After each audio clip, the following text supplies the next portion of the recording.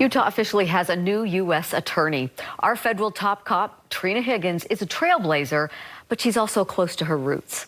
I sat down with her one-on-one to learn what priorities she'll have to make Utah safer.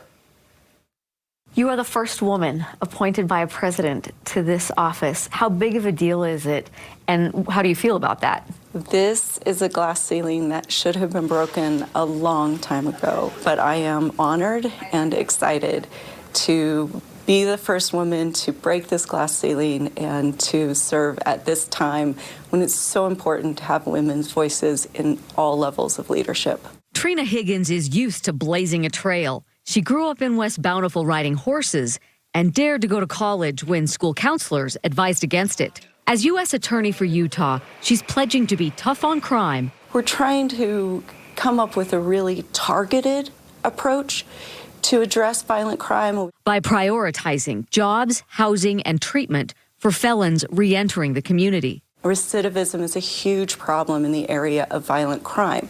And so we are putting a lot of resources into our re-entry programs. What are your plans for drug trafficking, in particular fentanyl? Fentanyl is a huge problem. Fentanyl-related deaths are on the rise everywhere in the country. She also knows she'll have to restore faith at a time when legal appointments have become politicized. I know that we are determined to avoid improper influence.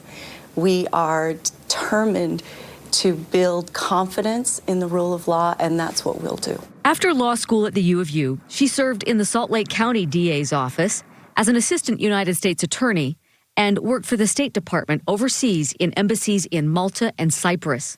She says she never would have imagined her trail would lead her here. I grew up in a small rural town to a cowboy, no college degrees of anyone in the family, and really went to college on a whim. That cowboy taught his daughter the value of grit. He taught us the value of hard work, the value of integrity, and he's the reason I'm here.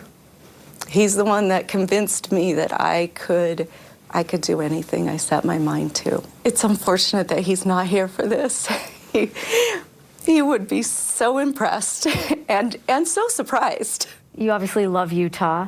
What is something that you would like to do to make Utah even better? I would really like to be able to address this issue of financial fraud. The fact that our citizens, particularly our elderly citizens, are disproportionately victimized by financial fraud is concerning to me. That we can send a message that this is not the place for large financial fraud schemes. That's something I would really like to make a difference.